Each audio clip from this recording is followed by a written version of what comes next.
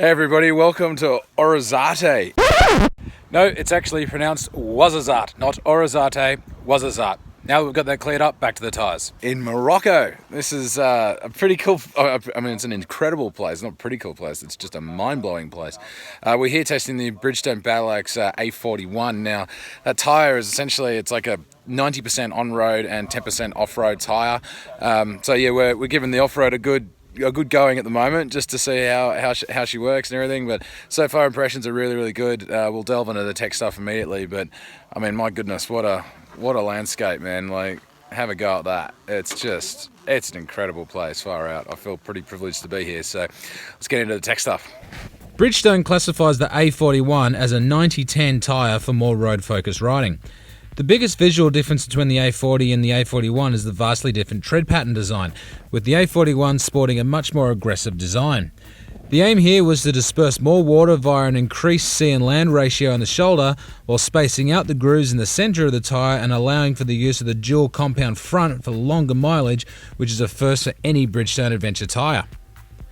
The A41 is constructed using Bridgestone's monospiral belt technique, with a stiffer case construction to aid the high-speed stability desired by the engineers.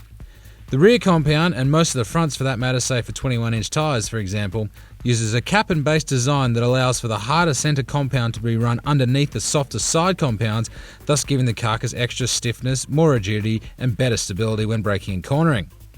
Wet weather performance is also improved, with Bridgestone claiming an 8% faster lap time around their wet testing facility in Rome. Unfortunately for us, this was not an area that we could test in the arid landscape of Morocco. The standout feature in our short ride on the A41 in our minds was a surprising amount of off-road grip for a tyre that doesn't have any knobbies on it. There's plenty of feel from the front on dirt and very good braking stability when speeds are increased on the tar.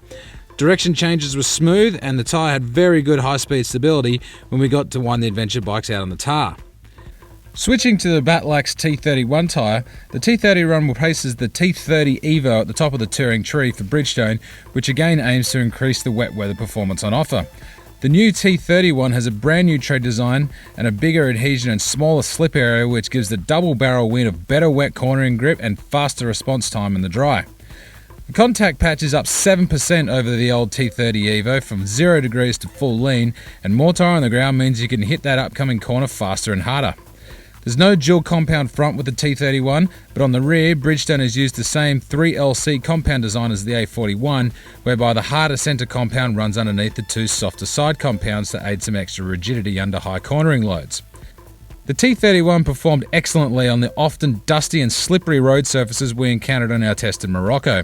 Braking stability is brilliant and you can change lines under brakes quickly and smoothly, and conversely high-speed stability is also very good. The rear tyre was likewise impressive, with a huge amount of acceleration, grip and stability. The Super Duke GT we rode is one of the most powerful sport touring bikes in the market, so the stresses put through the T31 were not inconsiderable, but the Bridgestone handled everything I could throw at it over a 180-mile day. The real acid test will be how these tyres perform in wet conditions and the big question mark of how long they're going to last. But for a quick strat through the desert in Morocco, the new Battlax T31 tyres from Bridgestone proved to be excellent touring companions indeed.